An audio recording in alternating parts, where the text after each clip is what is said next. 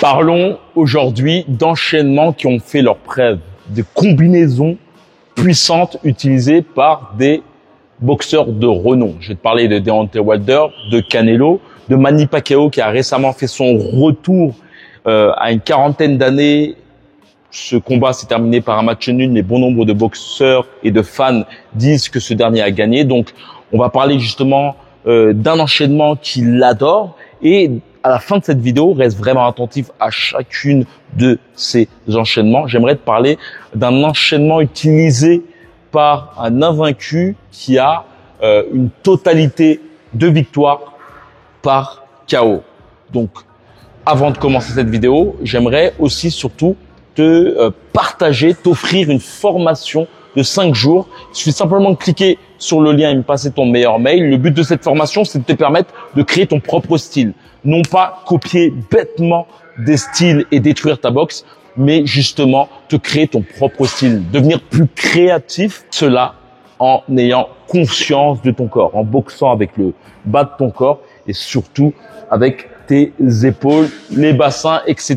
Tu auras justement durant ces 5 jours des techniques. N'en dis pas plus, clique sur le lien dans la description pour avoir cette formation et on y go. Premier point, le 1-2 de Deontay Wilder. Très intéressant, c'est que Deontay Wilder va faire en sorte d'écarter ses jambes pour pouvoir envoyer son 1-2. Et tu vas comprendre pourquoi c'est très intéressant. Car en envoyant justement son direct du bras avant de loin en écartant ses jambes, ça va lui permettre justement de pouvoir ramener par la suite, tu vois, tout son corps, son adversaire, grâce justement au fait de réunir ces deux jambes par la suite. Et une chose qui est très intéressante, j'en parlais justement à Alan qui est venu à l'un de mes derniers camps, je lui disais l'importance justement de, non pas lorsque c'est quand tu ramènes tes jambes, non pas de faire ce genre de mouvement, mais vraiment de faire en sorte justement, toi, d'avoir ta pointe de pied, toi, mise. Si tu fais ce truc-là en mode ballerine, sans genou, tu vas être en mode, tu vois, mais qu'on en revient toujours au fait que ce que tu vas faire avec tes pieds, ça va avoir une incidence avec ce que tu vas faire avec tes poings. Les autres, ils vont penser uniquement aux poings, mais nous, par exemple, par rapport au direct du bras avant, on sait que faire ça et ça n'a pas une utilité. Faut faire ça. Blam, blam. Tu vois la différence? Là, c'est pareil. Pour le bras arrière, quand tu frappes en bas, faut faire en sorte vraiment, tu vois. Faut que tu imagines que tu as un cutter. Tu as un cutter là. Boum. Hop. Tu vois? Et c'est l'incidence entre ça, comme tu pouvais faire ça et ça. Tu vois la puissance que tu perds? Entre ça, là. Tu vois? Mais je raye le sol. Je raye le sol. Une chose, lorsque tu es sur le sac de frappe, à appliquer soigneusement, mais bien sûr, lorsque tu es en combat, tu peux parfois, sous le coup de l'émotion, sous le coup du danger, parfois t'emmêler les pinceaux. Mais c'est une combinaison utilisée par Carmel Morton, ce jeune boxeur américain ressemblant à Gervonta Davis. C'est justement de utiliser la rotation de ton corps pour envoyer un lourd crochet uppercut au niveau du plexus de son adversaire et terminer par un overhand. C'est une chose très intéressante.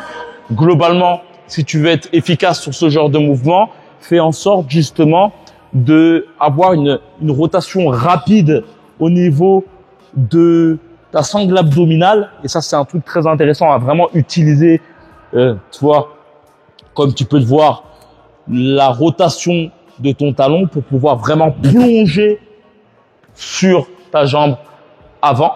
Et le fait de plonger sur ta jambe avant, grâce à cette torsion, ça va te permettre d'avoir un retour pour pouvoir contrebalancer et frapper, tu vois, ce genre de mouvement très intéressant et percutant. Chose qui est très intéressante lorsque tu fais ce genre de mouvement, c'est que tu peux effectuer ça en envoyant ton overhand et terminer par un crochet.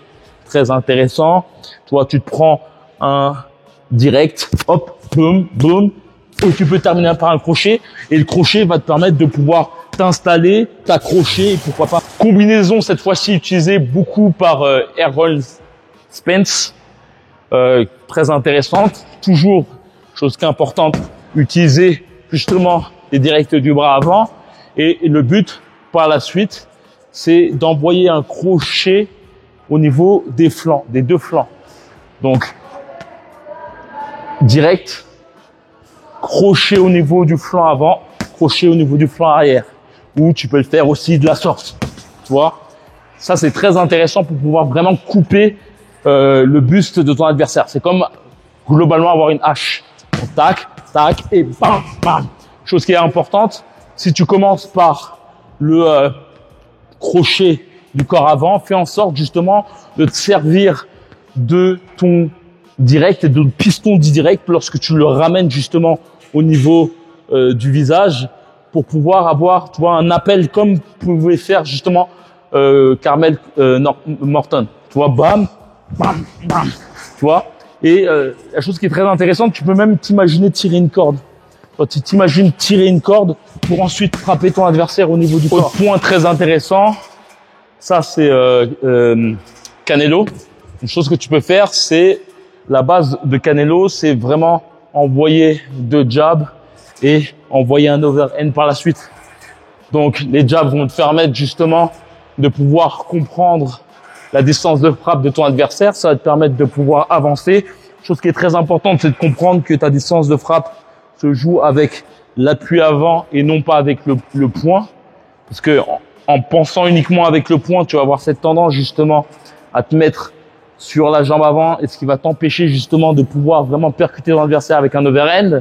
Lorsque tu comprends que c'est ton appui avant qui va te permettre justement d'avancer, ça va te permettre justement de pouvoir te caler sur la jambe arrière.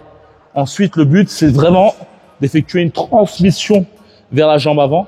Chose importante, c'est vraiment de jouer avec ton talon et tu vois d'envoyer ton overhand, bam, bam, overhand.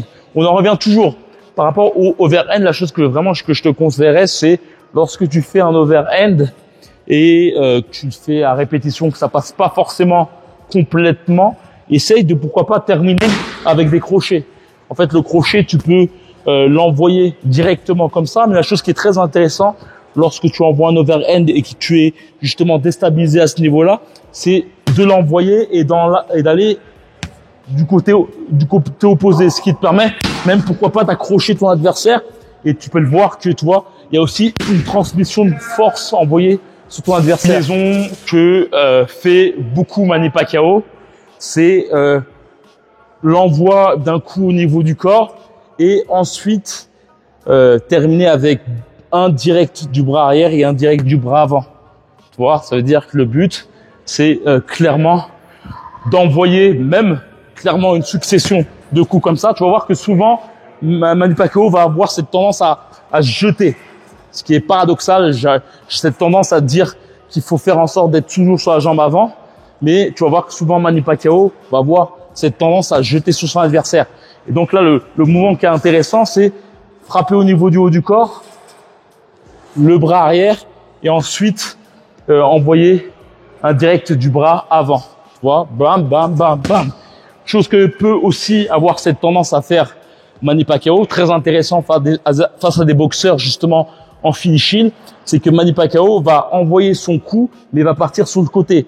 Lorsqu'il va envoyer sa droite, tu vas voir que, tu vois, là, il y a le dos de l'adversaire, il y a le centre de l'adversaire, et donc, il va envoyer son coup et il va aller sur le côté, ce qui va justement lui permettre à la fois d'être sur le côté de son adversaire et de toucher justement au niveau du visage. Dernier coup, un coup envoyé par Régis Vargas, qui est dans la même veine que le coup de Mr.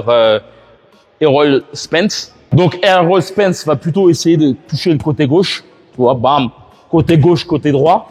Et Régis Vargas, lui, va plutôt essayer de descendre directement en lui voyant un crochet au niveau du flanc gauche, tu vois, bam, bam, et direct un bon crochet au niveau de ce flanc. Chose qui est très intéressant avec cette combinaison, c'est que quand ça parvient à toucher une fois, deux fois, chose qui est très intéressante, c'est de se servir.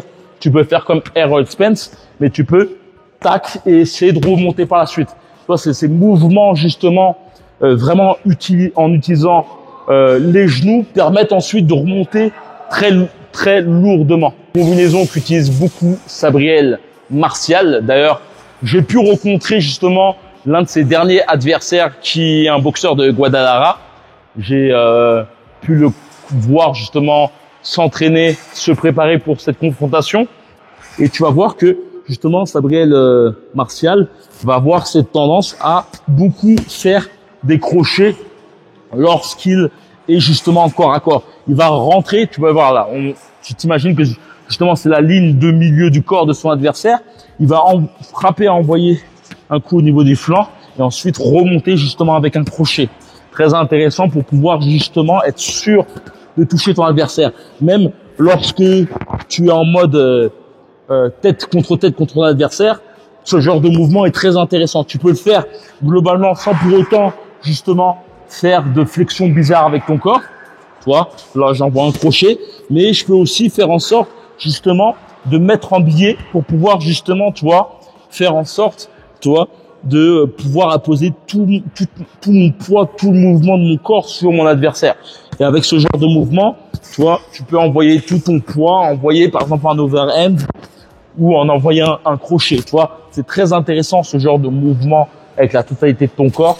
Comme j'ai pu te le dire en début de vidéo, je t'offre une formation de 5 jours qui est dans la description. Il suffit simplement de cliquer et me passer ton meilleur mail. Le but de cette formation, c'est de te faire comprendre que la boxe, c'est pas le fait d'apprendre plein de techniques ou de copier bêtement des boxeurs, des adversaires, des coéquipiers d'entraînement.